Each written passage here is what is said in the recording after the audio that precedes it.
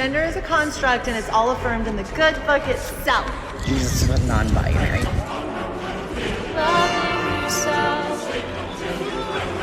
No! We in the Jewish community are horrified.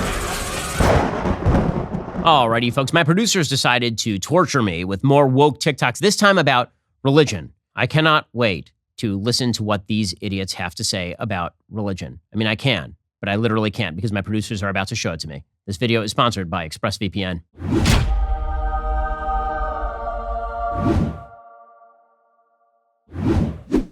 This is the wrong question. The correct question is, where does the Bible condemn LGBT relationships? And the answer is nowhere. Leviticus 18:22. Man, I don't mean to be didactic about this, but it's like right there. Anyway, continue. And it doesn't condemn relationships. It condemns homosexual activity. Now, you're going to name the 6 clobber passages, the verses that conservatives claim condemn LGBT relationships. But if you actually look at those verses in their culture context, in their literary context, and in their original language, you will quickly find out after a 20-minute Google search that none of those verses actually refer to what we're talking about when we talk about modern, loving, same-sex relationships.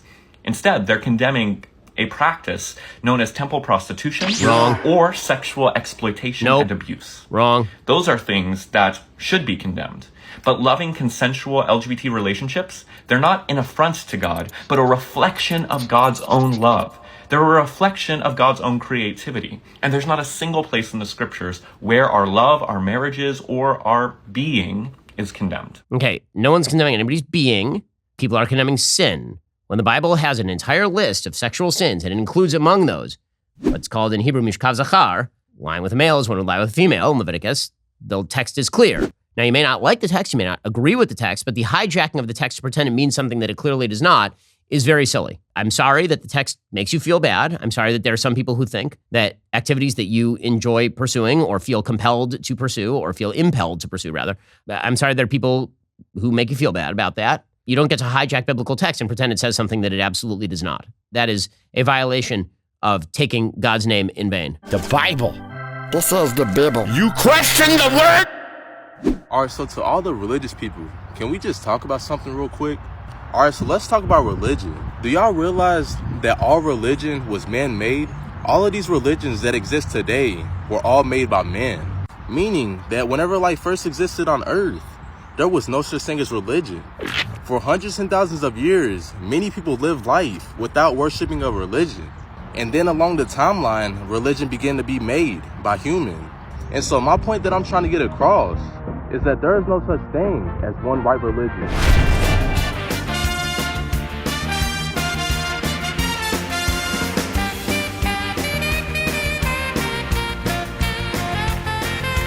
If there was such thing as a right religion, it would have been made as soon as life on earth existed. But instead, religion was made along the timeline. Religion was made by man and not God himself. And so I just want y'all to keep this in mind whenever discussing religion with somebody. So when the amoebas were on the earth, there would have been conveyed to whom? Like protoplasm or what? Like, who exactly would there to be there to receive the religion? Also, the idea that religion was ever not a part of human life is very silly. If you look back to caveman days, there are cave paintings that have various cultic gods involved. And religion is a universal of human life. It has been a universal of human life since the human brain was capable of grasping the world. Now, you can make the case that none of the religions are true. Sure, go ahead and make that case. That's fine. We can have that discussion. But the idea that there cannot be a true religion because religion didn't exist before there were human minds to grasp it. Firmly grasp it! Is very bizarre. It's a weird argument. That's like saying, well, language was man-made, so language is not an actual attribute of the world. Because before human beings, there weren't actual spoken languages. Hi there. And does that mean that language is not a natural part of the world? Or that I don't even understand the point this person is attempting to make here. Well, science didn't exist before humans because it takes the human mind to grasp science. So I guess science is also false because if science really existed, it would exist for the amoebas or what? Magnets, how do they work? We'll get to more of this in just 1 second. First, using the internet without ExpressVPN, it's like having a first aid kit but not keeping it stocked up. Most of the time, probably fine. But what exactly is the purpose of the first aid kit? If you get into a horrible accident and you open it up and you're bleeding and you've got no bandages, you got nothing, is that useful? Everybody needs a VPN because there is that off chance that somebody's going to be grabbing your internet data. Every time you connect to an unencrypted network, cafes, hotels, airports, any hacker on the same network can gain access to your personal data. We're talking passwords, financial details, etc. It doesn't take much technical knowledge to hack somebody. All you need is some cheap hardware. A smart 12-year-old could do it. Plus, your data is valuable. Hackers can make up to $1,000 selling just your personal data on the dark web. So, why use ExpressVPN? Well, first of all, it creates a secure encrypted tunnel between your device and the internet, so hackers can't steal that sensitive data. It would take a hacker with a supercomputer over 1 billion years to get past ExpressVPN's encryption. I love ExpressVPN because it actually is very, very easy to use. I'm not some tech guru. All I have to do to fire up that app is click one button, and now my online activity is protected. Plus, it works on all your devices, phones, laptops, tablets, so you can stay secure on the go. I've been using ExpressVPN myself for years. I want to protect my internet activity because, frankly, it's nobody else's business. Secure your online data today. Visit expressvpn.com/BenYT. That's expressvpn.com/BenYT. You can get an extra 3 months for free. expressvpn.com/BenYT. Okay, so hear me out. I don't want to hear you out. And before you respond in defense, just meditate on it and think about it for a few minutes. We all know that during slavery, slaves were not allowed to read or write. This is because applied knowledge is power. And the last thing a slave master wanted a slave to have was any power. If you were caught reading, you were punished, brutally beaten. Like, they would make an example out of you. So then, why would they give you the Bible and tell you that the Bible is the perfect word of God and the most powerful book there is? It literally says, slaves, obey your masters with fear and trembling, just as you will obey Christ. Slaves, in reverent fear of God, submit yourselves to your masters, not only those who are good, but those who are evil. Y'all really think God wrote that? Like, the creator of everything wrote that? The omnibenevolent being wrote that?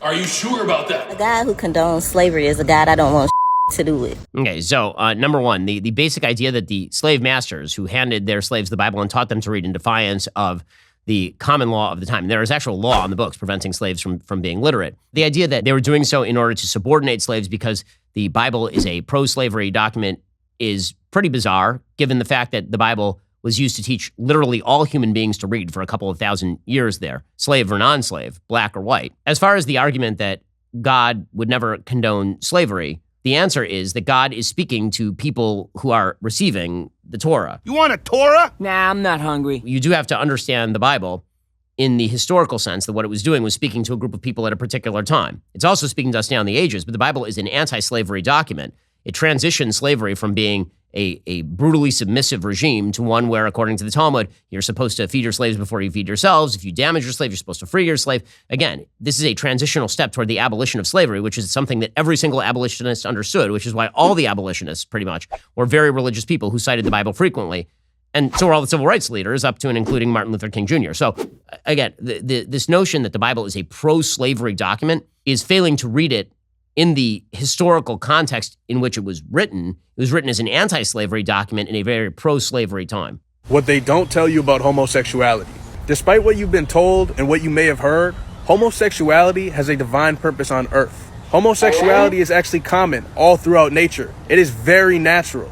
It is a homophobia in humanity that's not natural. In indigenous times, these beings were revered, looked at as gods and goddesses, because they were understood to have brought a divine message to a community. These beings aren't to be outcasted.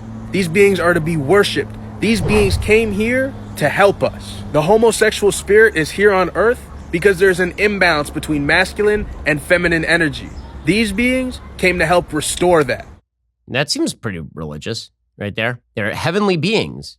Okay, it's not like, what makes them more heavenly than... Well, he just says so. To restore divine energies of male and female by not procreating and not balancing male and female. That is an interesting take. Again, believe what you want about the morality of various forms of sexual activity, but it is a fairly religious perspective that gay people were put on earth as oracles. You're the oracle? Not quite what you were expecting, right?